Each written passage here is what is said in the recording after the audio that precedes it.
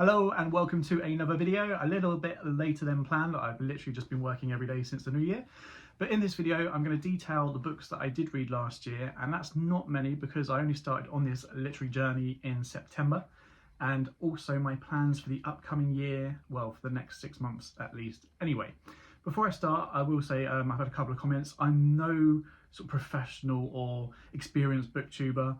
I haven't studied literature. I am studying it. I've just started studying it, but I haven't studied it. So my opinions and my views are not in no way sort of professional. You know, it's just me as a sort of amateur new reader to Victorian literature and, well, just literature in general. Like, I've read books before, but, you know, it may have been one a year, two a year. I've never on this scale read like a book a month or a couple of books a month.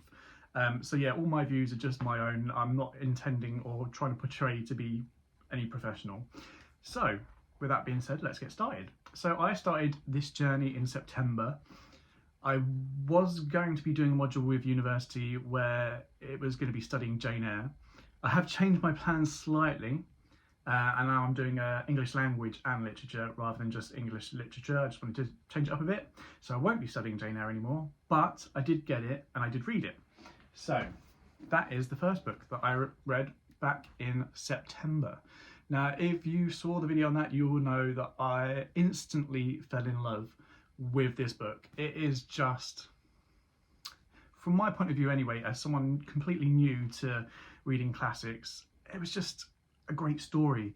You know, I liked the way the characters were built up. I wouldn't necessarily say I was, you know, I love the characters, but I like the way they were portrayed. I like the story. I like the little twist in the story as well, and it did keep me gripped.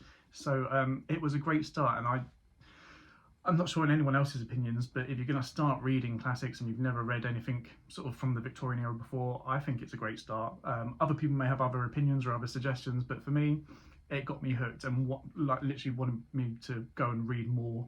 And as you probably see in my book haul one, I after reading this just went and bought loads of books from what other booktubers had recommended. So that was what I started off with. Obviously, because I really enjoyed it, I then looked online at other Victorian literature. I wanted to find out other authors, and that's how I discovered Booktober. And that led me to my second book, which is The Way We Live Now by Anthony Trollope. So this was the group read for last year's Booktober now.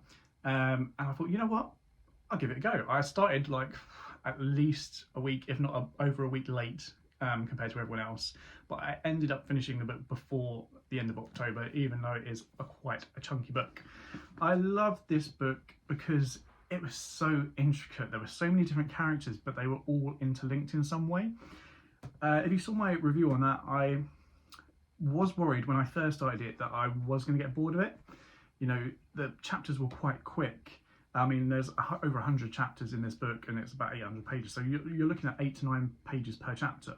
So they're quite quick. So you're quickly going from one storyline to another plot, to another character. And when you first start the book and you're being introduced to these characters, it can be quite daunting for me anyway. Until I got, you know, a third of the way through and I was like really started to enjoy it, and by the time I was halfway through I couldn't put it down. It's a story about what should we say, it's about sort of privileged life in London back in the sort of later Victorian period. Centres around a couple of characters, I would say. Most people would say it centres around Melmotte, the character, the financier. But I would also say that there's other characters in there like the Carberries, which are quite main characters. And you just look at their lives and how they interact with each other, and it's basically how having all this privilege and money doesn't necessarily make you a great person and doesn't mean you're going to have a great life. So next up, I read a couple of stories from this book here, and this is the Oxford Book of Victorian, not ghost stories. I don't know why that was so hard to pronounce. So I read 5 stories from here. I do want to read more actually, so I'm just going to put this in now. When I say what I'm going to be reading next year, there'll probably be a few more from this as well. I need to do a part 2 to this video. But I read the first 5. I enjoyed all but one. I think you'll remember from the video I did. The first one was Gaskell's The Nurse's Tale, is it? I can't even remember. The Old Nurse's Story, which I really enjoyed. There was also one by Lefanu in there, which I enjoyed. It was just the last one I didn't quite enjoy. What was that one about? That was the wasn't that one. It was the Botathon Ghost. Yeah, didn't really enjoy that.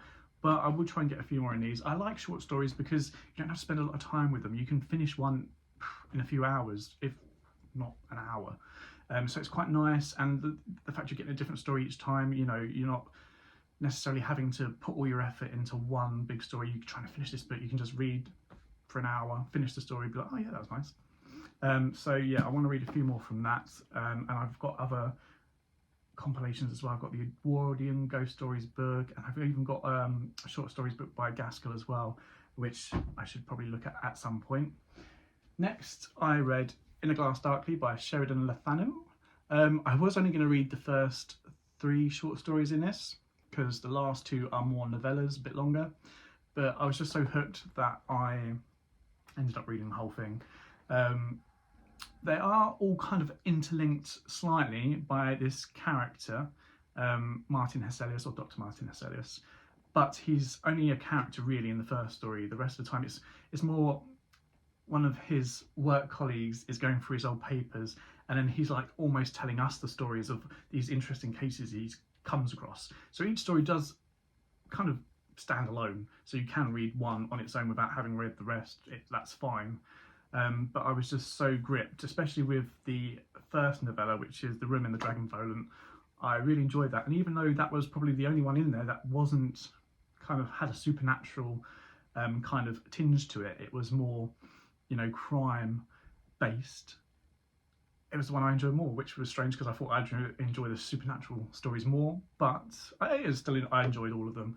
I've also got Uncle Silas, which I haven't put on my list because I want to leave it. You know, I don't want to read it, get it out of the way, and then have nothing to look forward to. I've also got another book of his other short stories as well, which I'll read at some point as well. But I do think I'm going to like his style of writing, mainly because of what his topics. So, you know, he's very much a gothic writer, plays with the supernatural, especially in his short stories as well. So, looking forward to reading more of him. Next up, towards the end of the year, last year, I read Great Expectations by Charles Dickens. This was my first ever full novel by Dickens. I have read A Christmas Carol previously, but this was the first full novel I read of Dickens, and I really enjoyed it.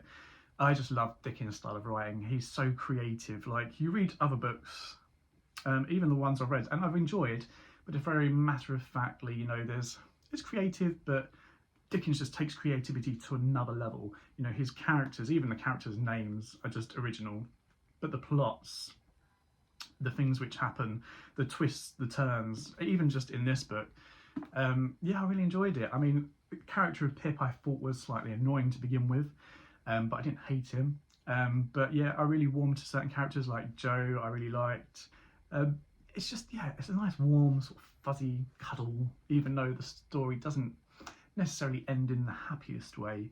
In the book, it kind of leaves it open. If you see some of the adaptations they've done, they kind of change the ending a little bit. And to be fair, if you saw the one from last year, excuse me, I've got dog fluff everywhere. The 2023 BBC adaptation, which had Olivia Colman as Miss Havisham, the story ended how I thought it should have ended. And I did a video, but I hadn't watched the last episode, and I was saying, oh, I wasn't quite sure on it. I could appreciate it as a standalone thing, but then I watched the last episode and actually I kind of warmed to it as a whole new sort of interpretation of the story. And it ended with Pip marrying Biddy. And that's what I thought should have happened when I was reading the book. And it doesn't happen in the book. But I was like, actually, yeah, I can see that. Anyway, really enjoyed that. And then I finished the year with, well, a couple of stories from here. So I reread A Christmas Carol because I love A Christmas Carol. And then I read The Chimes as well, which was an interesting story. I didn't love it as much as A Christmas Carol, but I appreciated where Dickens was going. He obviously talks a lot about, you know, social injustice and the difference between the rich and the poor. and very much like A Christmas Carol, but it hits more home in the chimes, where he even at the end of the chimes, there's a narrative from Dickens as the author saying, you know, we need to help these people in need, because if we don't, the world's done for. So, you know, he very much uses his writing to try and champion change for the better for the people that are more in need. So yeah, I appreciated that. I'm going to keep the rest of these short stories for maybe next Christmas. Maybe I'll finish the book next Christmas, but that was what I finished the year with. So what are my plans for this coming year? So I want to read more Dickens. I want to probably read another Bronte, probably a different one to Charlotte though. I want to actually explore another Trollope, and I want to do some Wilkie Collins. So, first up, this is The Dead Secret by Wilkie Collins. Now, as you can probably tell, I'm actually nearly three-quarters of the way through. I literally finished A Christmas Carol and I couldn't not read something, so I started on this. The reason I picked this, I didn't want to read The Woman in White or The Moonstone because I've heard such good things about those, and I didn't want to read them and then be left with everything else, if you know what I mean. Like, I don't know how much I'm going to enjoy The Moonstone or The Woman in White. I don't know how much I'm going to enjoy his other works, but I thought if what everyone else is saying is true and they're the two best works and everything else is a bit hit and miss, if I read those two and then started with something that I didn't like, then I might not read any more of his. So I thought if I start with something that sounded interesting, then I've got more of a shot of reading more of his works. So far, yeah, I don't mind this as much. The story is... it's interesting, but it's not very gripping. You know, there was a part where I was, you know, starting to get quite interested and it became a bit of a page turner, but I'm now back at the stage where I'm three-quarters of the way through and I'm like, I can read a bit and leave it. I don't even have to finish the chapter. I'll leave it and then go back to it. I am enjoying it. The characters are interesting. I like the way that we do have a character who is blind, so we've got a view of sort of disability in the Victorian era. Also, one of the characters, Sarah Leeson, looks like she could be struggling with mental health issues, so it's interesting to see that portrayed in the Victorian era as well. But I won't go too much into detail because I'll do a review on that when I finish the book. But so far, yeah, it's interesting. I'm glad I started with it because I'm hoping that I'm going to enjoy The Woman in White and The Moonstone a little bit more. So that's what I'm currently reading. I'll probably be finished with that in the next week. So next up, and while I say next up, I don't know if this is the order I'm going to read them in, but this is what order I've put them in for now. It may change. But I want to read Elizabeth Gaskell. I haven't read any of hers apart from the short story, The Old Nurse's Story. North and South was a big one which I hear a lot of people talking about, but once again I was like, oh, do I want to go straight into that or pick something else? Another one I've heard a lot of people talk about is Mary Barton, so this is what I'm going to read.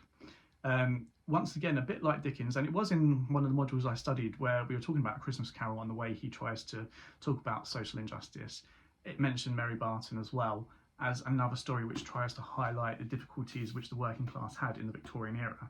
So I'm kind of looking forward to reading that and to see how Gaskell writes about that as well and see how close or how different it is to how Dickens explores the issues. But that will be the Gaskell that I read in the first half of this year. So next up, I said I wanted to do another Trollope. I really enjoyed The Way We Live Now. I looked at a number of booktubers and their recommendations, and I tried to find a standalone novel, but I just kept getting drawn back to the Berkshire Chronicles. So that's what I've decided to go with. Obviously, I'm not going to read all 6 of the books straight away in a row. I'm going to start with the first one, read some other books, go back to the second one, and do it a bit like that. Well, that's what I'm going to try and do anyway. So the first up in the Chronicles is The Warden. So this is what I'll be reading first, and then I probably will read the rest at some point. That will be the plan for that anyway. I've heard this isn't maybe the best book in the Chronicles, but to stick with it, and it's probably best to read them in order. So that's what I'm going to do. It's only a shortish book anyway, so even if it doesn't draw me in, I have heard a lot of great things about the other books in the Chronicles, so I will just plough through it because I really like The Way We Live Now, and I'm sure I probably will enjoy this as well. So next up, I did say I wanted to do another Dickens. I've got a few Dickens on my shelf. I've got another few that I want to buy, but the one that I keep going back to is this. It's Our Mutual Friend. I've heard a lot of good things about this from other booktubers. A lot of them have enjoyed this. It's quite a hefty book, but this will be the Dickens that I read in the first half of this coming year, or I'm going to try and read anyway. I'm hoping to enjoy it. I'm not expecting it to be, you know, as crazy as Great Expectations, but I'm hoping Dickens' writing style will shine through and I will enjoy it. I hope so anyway, because I really want to read some other Dickens as well. I feel like I'm really going to enjoy his works, so fingers crossed I enjoy this. Next up, I said I wanted to read some more Bronte. I'm actually going to York at the beginning of February, not the end of January, and I'm doing a day trip to Haworth. So I'm hoping to visit the Parsonage Museum and hopefully get 1 or 2 books from there, because I've heard, well, I've seen on YouTube from other people that they actually stamp the book to say it's from there. The problem is, in my collection, I have got Jane Eyre, I've got Villette, I've got The Tenant of Walthall Hall, I've got Agnes Grey. I think the only book I don't have is Shirley, so I probably will get another copy of Jane Eyre because it's my favourite. I've also got this book, my next read, and that is Wuthering Heights by Emily Bronte. Yeah, so obviously I've heard of Wuthering Heights, I've heard the song by Kate Bush, but I've not seen any of the adaptations. I don't actually know what the story's about. Other booktubers seem a bit hit and miss, more hit than miss, but most seem to enjoy it. So that is what I'm going to give a read anyway, because I want to read these classics. I want to, you know, experience them. Whether I like them or not, that's a different story, but that will be what I choose next. So my next pick, it was an and ah for me. Like, I don't know why I actually bought it. It just kind of stood out to me when I was in a bookshop. So a lot of them I bought online. I bought some from bookshops, but this, I was just randomly looking at a bookshop and it stuck out to me. I've heard a few people talk about it. Definitely a few people saying hit. Definitely a few people saying miss. But it's one of those that you have to experience, I guess. And I want to read some George Eliot because I haven't yet. So I'm going to try and tackle Middlemarch. Reading the back of it, it seems a bit daunting. It's a bit of a thick book as well. But once again, I want to experience these, so I'm going to give it a go. Hopefully I finish it. But yeah, I'm not really aware of much of George Eliot or her writing, so it'd be interesting to see what I think of this. As I say, I've seen a few people say they really enjoyed it, and a few people saying not so much. And finally, the last book, I don't actually have a physical copy yet. It is ordered and I'm waiting for it, so I'll put a little picture up here. But it is going to be, I said I wanted to read more Wilkie Collins. Obviously I'm on The Dead Secret now. I didn't want to go once again to The Woman in White or The Moonstone just yet, so I'm going to try out another book, and that book is Armadale. I've heard a couple of people on Booktube say that they really enjoyed this, others saying that they thought it was okay. I read the sort of blurb and I was kind of intrigued by it, so I'm going to give that a go as well. So they are the 7, I think there were 7 books there, that I'm going to try and read in the first 6 months of this year. Hopefully I manage to get through them, we'll see. All depends, like sometimes I feel like I'm reading quite a lot in a day, and there'll be other days where I just don't touch a book, like I'm just so busy, or I just want to chill out. But that is my aim. We shall see how that goes. I'll do a review after each video when I have, after each book when I've read them. But that is the plan. If you've got any suggestions, or if you've read any of my planned books and you want to let me know what you thought, please in the comments below. But yeah, until next time, thanks for watching.